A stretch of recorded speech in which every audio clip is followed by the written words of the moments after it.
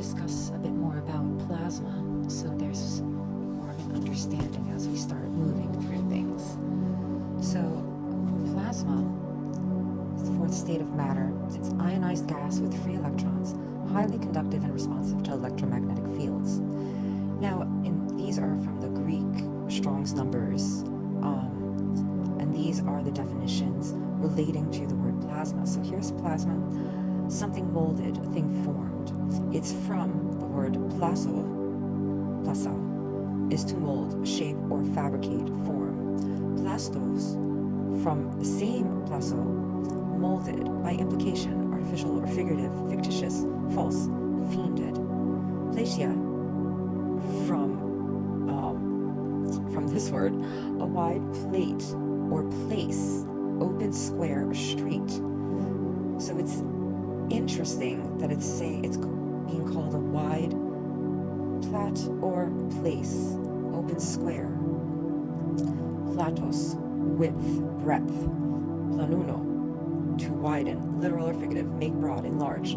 Platos, spread out, flat, plot. So it's very interesting, these terms, spread out, flat. Keep all of these in mind as we move forward. So now let's take a step this way and learn a little bit about plasma theory. Plasma theory is, one of the theories out there for how the universe began. And so this is one that, we don't really hear of often. So here, let me just give you a little insight into what this is about. I'm not going to read it all, but it was, originated by the Swedish astrophysicist Hans Olof Gust Alfvén. And basically, he argued that 99% of matter in the universe is composed of plasma.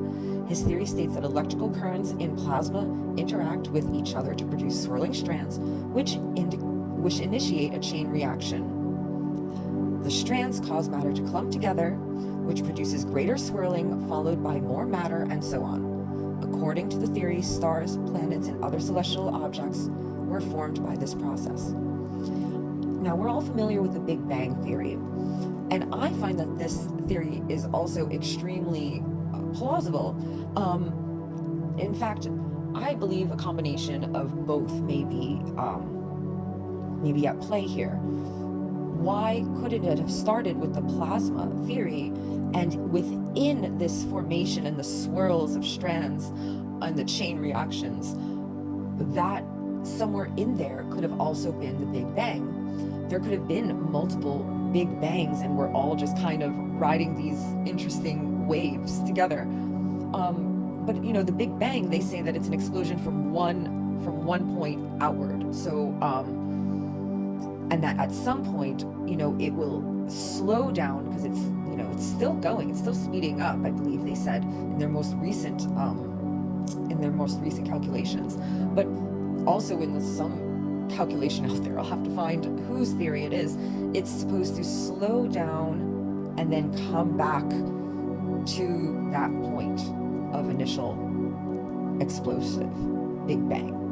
So I feel that that's an interesting theory that can be, we can discuss another time. But I really wanted to give you this insight into plasma theory, just because it is one that we are not often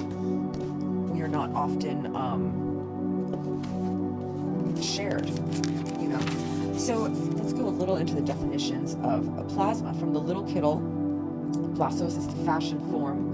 Plasma is figure, fabrication, which I find, again, if we're talking about the beginning of the universe, how interesting that these are the definitions, right? Because it really is to fashion, form, to fabricate. And so here in the Greek world, from the little kittle, they're discussing that, plaso is originally related to the art or craft of fashioning.